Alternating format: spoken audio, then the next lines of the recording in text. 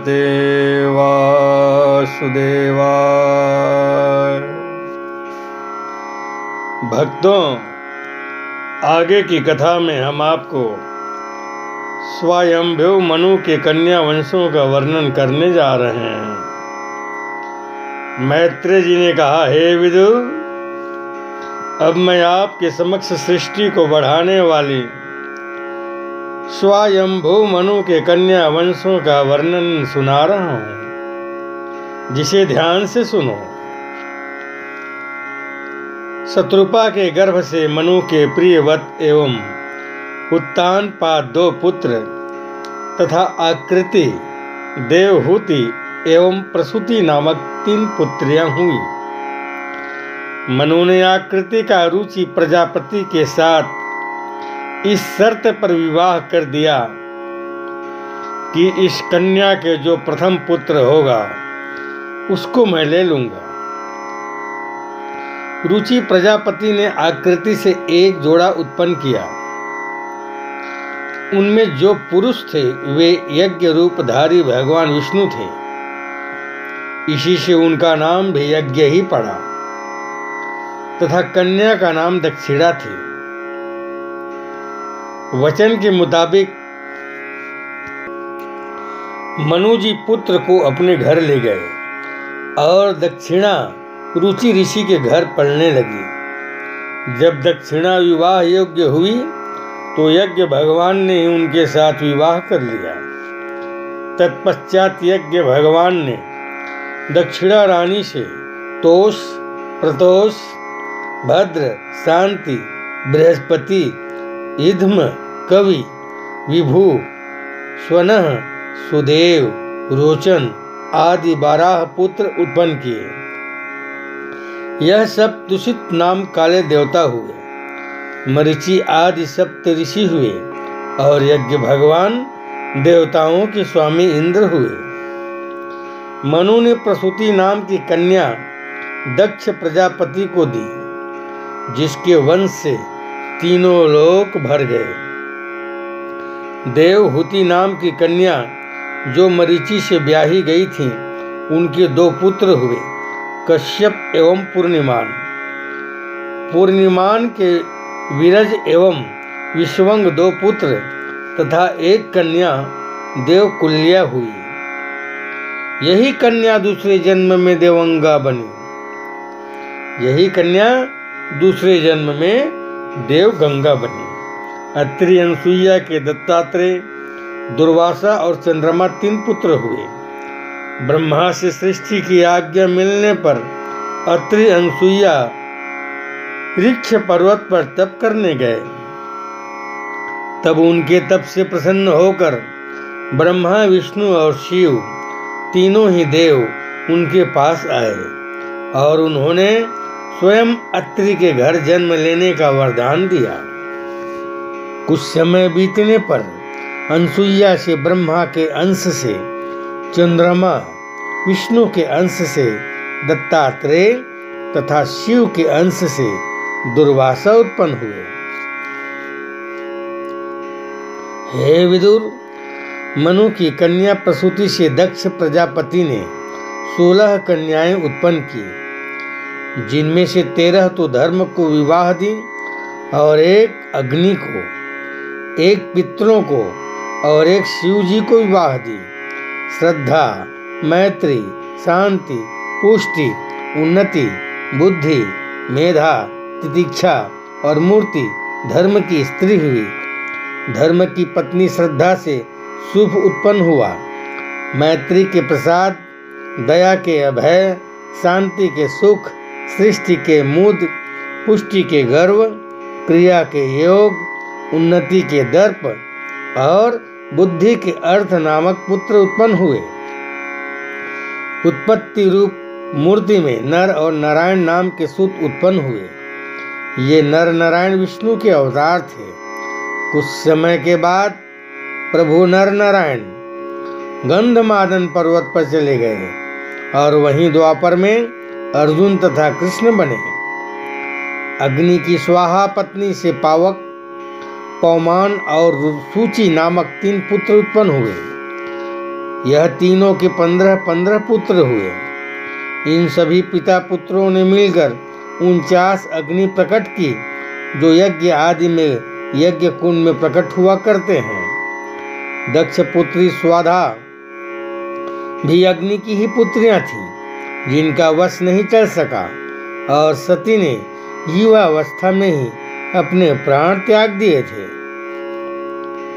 विदुर ने कहा, हे ज्ञान निधि मैत्रेय जी, दक्ष प्रजापति ने शिव जी से किस कारण बैर किया, यह समझाकर कहने की कृपा करें। मैत्रेय ने कहा, मैत्रेय जी ने इसका उत्तर देते हुए कहा, हे धर्मात्मा विदुर, प्रथम विश्व सृष्टाओं के यज्ञ में ऋषिवर, देवतागण, सिद्ध और अग्नि सभी एकत्र हुए। उस यज्ञ सभा में जैसे ही दक्ष प्रजापति पधारे कि उन्हें देखकर समस्त ऋषि सभासद अग्नि सहित अपने अपने आसन से उनके सत्कार में खड़े हुए, किंतु शिव जी नहीं उठे। इस पर क्रोधित हो दक्ष ने भगवान शंकर को शाप दे दिया कि इसे यज्ञ भाग न मिले। इस पर नंदी ने कहा, शिव का अपमान करने वाला पशु समान होता है, अतः दक्ष समस्त ज्ञान भूलकर बकरे का मुंह वाला हो जाएगा। नंदी की बात सुन भृगु ने शिव भक्तों को शाप देते हुए कहा, शिव के भक्त पाखंडी, भ्रष्ट, बुद्धिहीन और राख आदि धारण करने वाले योगी हो जाएंगे। यह सुन शिव अपने सेवकों सहित खिन्न होकर चले गए। तत्पश्चात ब्रह्मा ने दक्ष को प्रजापतियों का नायक बना दिया, जिनसे वे अभिमानी हो गए।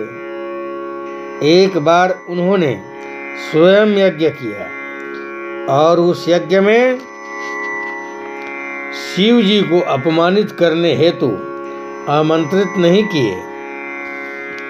पिता के घर यज्ञ होते जानकर सती शिव जी से किसी प्रकार आज्ञा प्राप्त कर यज्ञ स्थल में पहुंच गईं।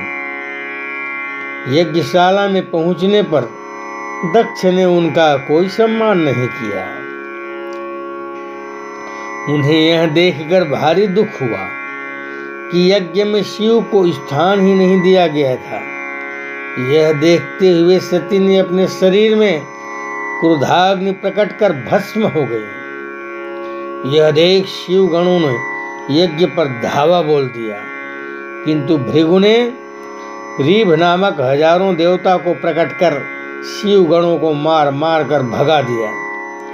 वे सभी रोते चिल्लाते शिव जी के पास आए और सती दहन का संपूर्ण समाचार कह सुनाया। मैत्रेय जी बोले, भगवान शिव ने जब अपने गणों के मुख से सती दहन की बातें सुनकर अत्यंत क्रोधित हो गए और तभी उन्होंने एक भयानक अट्टहास के साथ अग्नि के समान तेज वाली अपनी एक जटा को उखाड़कर पृथ्वी पर दे पटका। जटा के पटकते ही वहां पर विशाल देह और 1000 भुजा वाला कपाल माला धारण किए एक वीरभद्र नाम का पुरुष प्रकट हुआ। उनसे शिव जी बोले, हे भट्ट, तुम जाकर यज्ञ सहित दक्ष का विनाश कर दो। यह आज्ञा देते हुए वीरभद्र और गणों के साथ दक्ष को मारने शिव जी यज्ञ में पहुंचे। वहां पहुंचते ही सभी गणों को तहस नहस कर दिया। वीरभद्र ने क्रोध से भृगु को पृथ्वी पर पटक कर नेत्र निकाल दिए और दक्ष प्रजापति का कंठ मोड़कर शीर देह से पृथक कर दिया। दक्ष की मृत्यु हो जाने पर चारों ओर महाशोक छा गया। तत्पश्चात वीरभद्र और महाकाली के गणों ने यज्ञ स्थान को तोड़ फोड़ अग्नि में जलाकर शिव जी के साथ सभी कैलाश पर्वत को चले गए। हे विदुर, यज्ञ विनाश और दक्ष की मृत्यु हो जाने पर भयभीत देवतागण ब्रह्मा जी के पास जाकर स्तुति करने लगे। ब्रह्मा जी समस्त देवताओं के साथ भगवान शिव के पास गए और दक्ष को पुनः जीवित करने हेतु विनय अनुनय करने लगे। तब देवताओं की विनती पर प्रसन्न होते हुए शिव जी ने कहा, हे देवताओं, दक्ष का सिर यज्ञ कुंड में जल गया है, अतः उसे बकरे का सिर लगा दें। यह सुनते प्रसन्नचित्त यज्ञशाला में आए और वहां पर शिव जी ने दक्ष के धड़ से बकरे का सिर जोड़कर पुनः जीवित कर दिया। प्राण मिलते ही दक्ष अभिमान को छोड़ भगवान शंकर का स्तुति करने लगे और यज्ञ पुनः आरंभ हो गया। शिवगण उस महायज्ञ की रक्षा करने लगे। फिर वहां पर सभी देवताओं के साथ यज्ञ में शिव को भी भाग दिया गया और यज्ञ संपूर्ण हुआ। दक्ष यज्ञ को विनाश करने वाला महादेव जी का यह चरित्र जो ध्यान पूर्वक पढ़ता या सुनता है, वह सभी पापों से छूटकर मोक्ष प्राप्त या करता है, पापों से छूटकर मोक्ष प्राप्त करता है। ओम नमो भगवते वासुदेवाय। ओम नमो भगवते वासुदेवाय। ओम